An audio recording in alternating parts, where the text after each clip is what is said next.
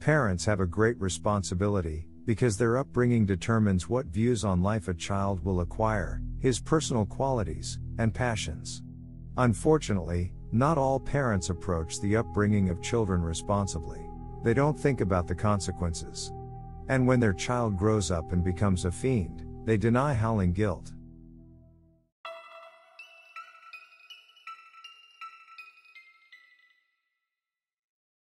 Hadden Clark was born July 31, 1952 in Troy, New York.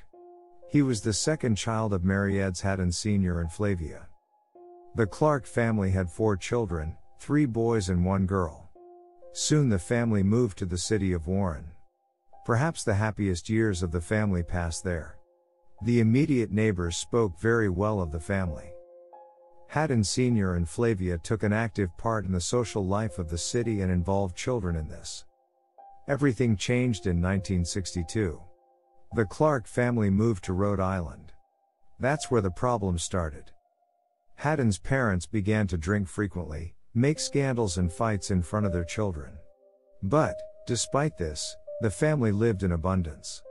Hadden Sr. was a highly educated man and also a veteran of the Korean War. After moving to Rhode Island, he took a job at an electronics company and quickly became its president. Flavia took care of the house and children all the time. Alcohol addiction spouses Clark had a negative impact on the family. When they got drunk, they often mocked the children. Physical and emotional abuse could not but leave an imprint on the child's psyche. The eldest son Bradfield, in a state of intoxication, killed his work colleague Patricia Mack. He dismembered the woman and ate some of her grilled body parts. When Bradfield realized what he had done, he tried to commit suicide, but he failed. The guy called the rescue service and already in the hospital confessed to the murder. The youngest son, Jeff, was convicted of violence against his wife, but he did not receive a real prison term. Allison, the only daughter in the Clark family, ran away from home as a teenager. She stopped talking to her parents. Hadden Jr. was subjected to the most sophisticated bullying by his parents. When Flavia got drunk, she dressed her son in women's clothes and called him Kristen. His father had another nickname for him. He called him retarded. Over time, Hadden began to identify himself as a woman. He even liked to wear women's clothes. Especially when Hadden was dressed as a girl, Mom seemed to love him more. From a young age, the guy began to have psychological problems. He had tendencies towards sadism. He abused other children and tortured defenseless animals. Those who knew Hadden as a child said that he had a very short temper. Anything could piss him off. In fits of rage, he behaved very aggressively, so at such moments the children tried to stay away from him. After high school, Hadden trained as a chef at America's top culinary school. With such a prestigious diploma, the doors to the best restaurants and hotels were open for the guy. In some of them, he even worked, but not for long. Each time, Hadden was fired due to theft, neglect of his duties and sabotage. As revenge, he spoiled the food that was intended for the guests. One day the guy was caught urinating in a pot of mashed potatoes. The guy also worked at various enterprises as a laborer, but he did not stay there for a long time either. For 8 years he changed 14 jobs. At the age of 30, Hadden joined the United States Navy as a chef. Relations with coworkers did not work out. Hadden behaved strangely, he constantly had conflicts with colleagues, which often ended in fights. He carried his love for women's clothing into adulthood. The man failed to hide this from his colleagues, so everyone began to mock him. After one of the fights, during which Hadden received a severe head injury, he was sent to the hospital for examination, and it was then that the guy was diagnosed with paranoid schizophrenia. Based on this diagnosis, he was dismissed from the service. The man refused treatment and taking the necessary medications. Hadden did not plan to return to his parents' house, and he did not have his own house, so he decided to go to his younger brother Jeff and live with him for some time. Jeff was divorced and lived alone in a 2-story house in Silver Spring, Maryland. His 2 children often visited him. Hadden promised to pay for housing, But his work did not go well. Besides, the man had to pay administrative fines, because periodically he was arrested for theft. Mostly he stole women's clothes. Jeff did not like his brother's behavior, so they often fought. The last point was a glaring case. Hadden engaged in self-satisfaction right in front of his nephews. Jeff found out about this and ordered his brother to leave his house. On May 31, 1986, Hadden drove to his brother's to pick up the last box of his belongings. There was no one at home, but the man knew where the spare key was. Hadden was about to enter the house, when suddenly a 6-year-old girl named Michelle ran up to him. She was a friend of Eliza, Hadden's niece. Every weekend, Michelle stayed with her father Carl Dorr, who lived 2 houses from Jeff.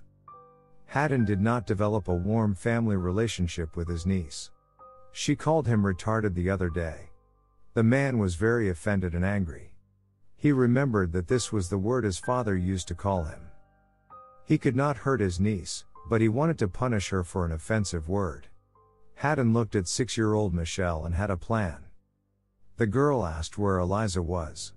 To which the man replied, "She is in the house. Upstairs in his room he plays with dolls. You can come in if you want." Michelle knew where Eliza's room was, so she immediately went there. Hadden rushed out of the house, walked to his pickup truck, took a 30 cm butcher knife and hurriedly made his way to his niece's room. Everything happened in a matter of seconds. He attacked Michelle, pressed her to the floor, covered her mouth with his hand and stabbed her twice in the chest. The girl tried to resist and even bit Hadden's hand, which made him even more angry, and stabbed her 12 times in the throat. The room was filled with blood. To cover up the crime, Hadden took rags and a duffel bag from his pickup truck. In the kitchen, he found garbage bags and wrapped Michelle in them. Washed the room with rags and placed them with the body in a sports bag. Things and toys that got blood, he also took with him. 20 minutes later, Hadden began his work shift at the Chevy Chase Country Club, where he got a job as a cook. Due to being late, he could have been fired, so the man decided to dispose of the body after work. While Hadden was at work, the search for Michelle began. Her father Carl Dorr did not immediately notice the loss of his daughter. He was carried away by a television program. After searching the yard and not finding the girl, he began to ask the neighbors if they had seen Michelle. Then he traveled by car to the entire immediate neighborhood, but not finding his daughter, he went to the police station.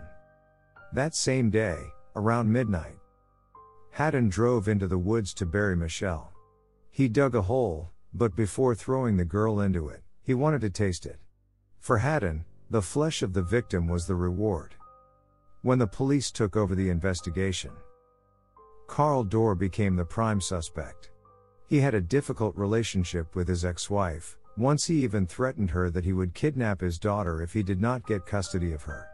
Carl's ex-wife was convinced that he had kidnapped Michelle. The man was subjected to hours of interrogation. He took truth serum and took a lie detector test to prove he wasn't guilty, but the cops said they all knew he would kidnap and probably kill Michelle.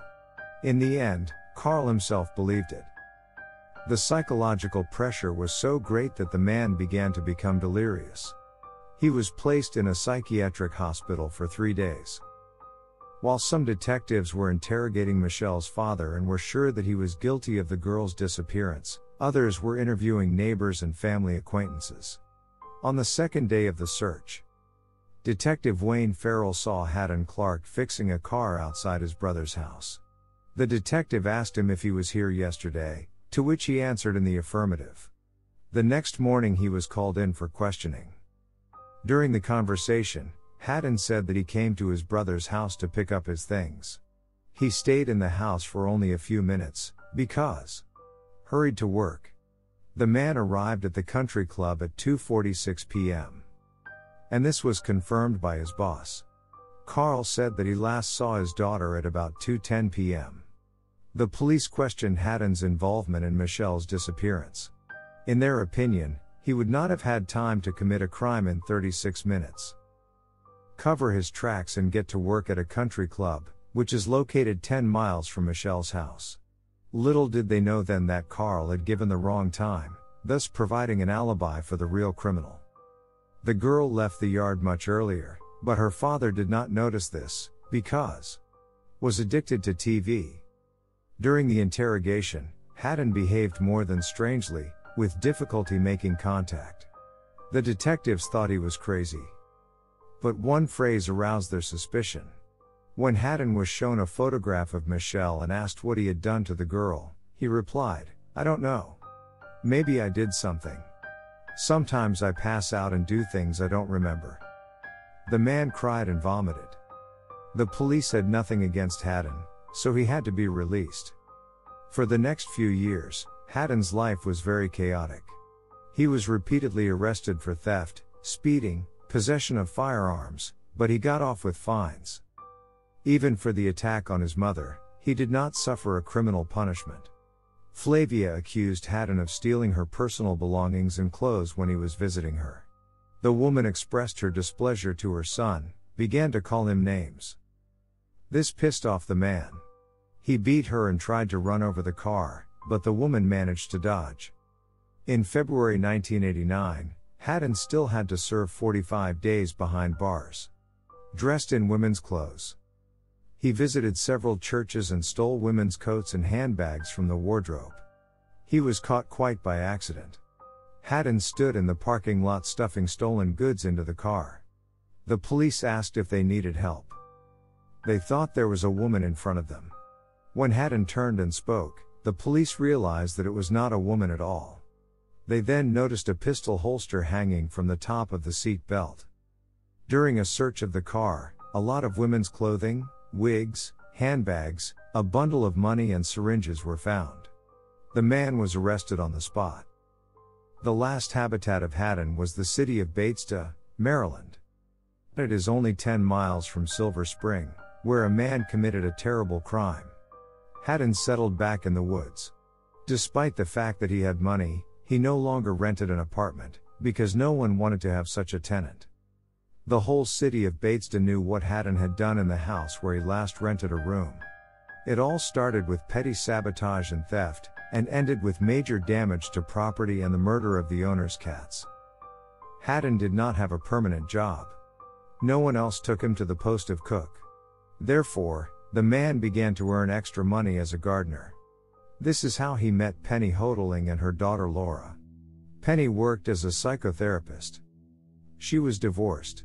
In the city, she was known as a kind and compassionate woman who always helped those in need. Her 23-year-old daughter Laura recently graduated from Harvard University and returned home to work. The woman also had an older son Warren, who lived separately. Penny hired Hadden as a gardener cause she knew he was homeless and in need of a job. They have a warm relationship. Woman allowed the man to freely use the toilet and kitchen in her house. Little did she know then that he visited other rooms as well. Gradually, jewelry, clothes, gardening tools began to disappear, but Penny did not notice it right away. After Laura's return, Hadden's behavior changed. He began to be jealous of Penny. Because she began to pay a lot of attention to her daughter, and he did not want to share her with anyone. Hadden saw in Penny the kind, loving mother he missed so much, so he wanted to get rid of Laura. In mid-October 1992, Penny had to leave home for a week for a conference. Hadden decided to use this to implement his terrible plan. He bought in advance everything he could need. It was a rope, cord and 2 rolls of tape. Hadden used a check to pay for the purchase. On the line for the purpose of the payment, he wrote Laura.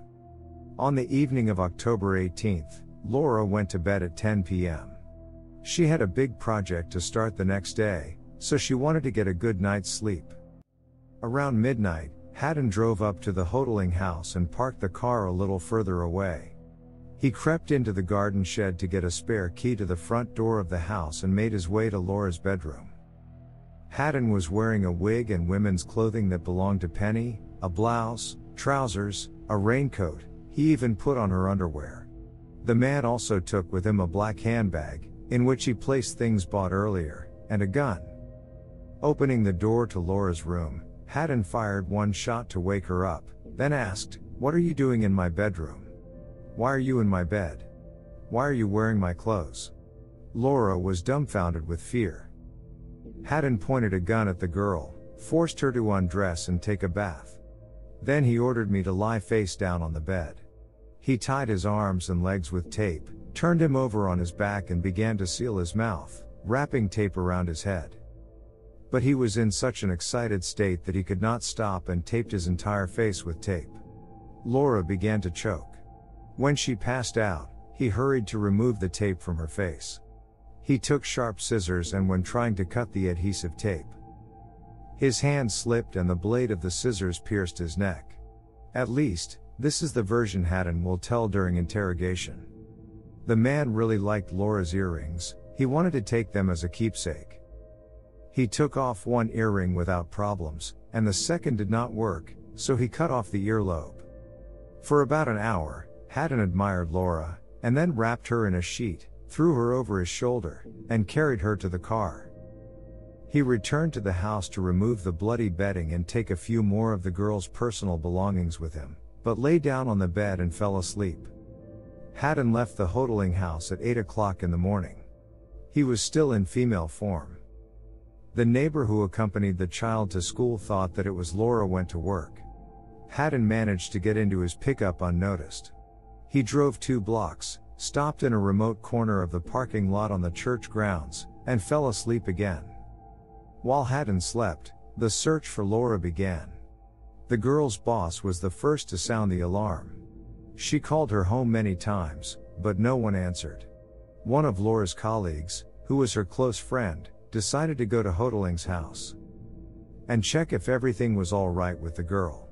She knocked and rang the doorbell for a long time, but no one opened it. Then she called Laura's brother, Warren. He quickly arrived at his mother's house, examined it. And when he did not find his sister, he decided to follow the same route that Laura used to go to the bus stop. At this very time, Hadden decided to return to the Hodeling house to steal a few more things. Warren noticed the gardener's pickup truck passing by and waved him to a stop. Hadden slowed down, but as Warren got closer to the car, he pulled away. Laura's body was still in his car, he was afraid that the guy would see it. Warren did not attach importance to the strange act of Hadden, because he always behaved unusually. In the evening, Warren called the police, and then informed his mother about the disappearance of Laura. Hadden buried the girl's body that same night in the woods off Highway 270. It had once been his temporary home. He left the bloody clothes, a sheet and a mattress cover in a storage room in Rhode Island, which he rented for a year. And the pillowcase, which still had the smell of Laura and traces of blood, he kept for himself. After that, he decided to leave the city. When, during the investigation, the police again came across the name of Hadden Clark, they immediately remembered 6-year-old Michelle, in whose case he was one of the suspects. The detectives wanted to talk to him. At that time, Hadden was already far from the city of Bethesda, but when the police contacted him, he decided to return. The man thought that this way he could drive away suspicions from himself. The interrogation took place the next day. The police spoke softly. Firstly, they had no evidence against Hadden, and secondly, he was accompanied by Sue Snyder, the head of the Homeless Association. The man had an alibi for everything except the night Laura was killed.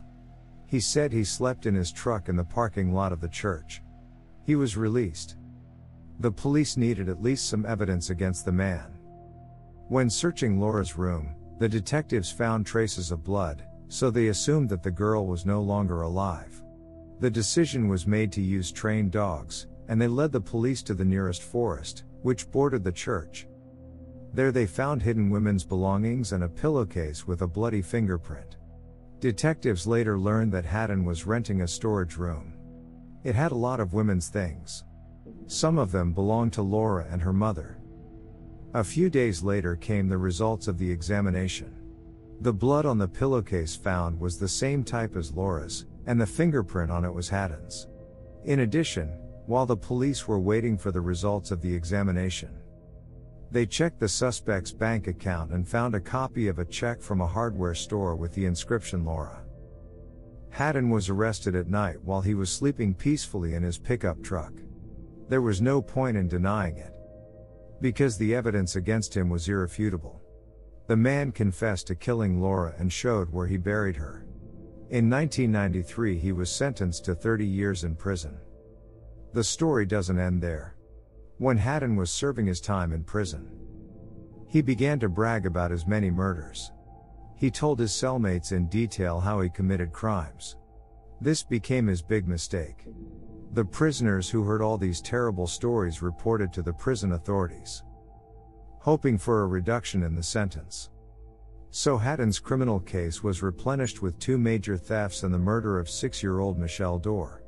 His prison term increased by 40 years. In January 2000, Hadden revealed where the girl had been buried.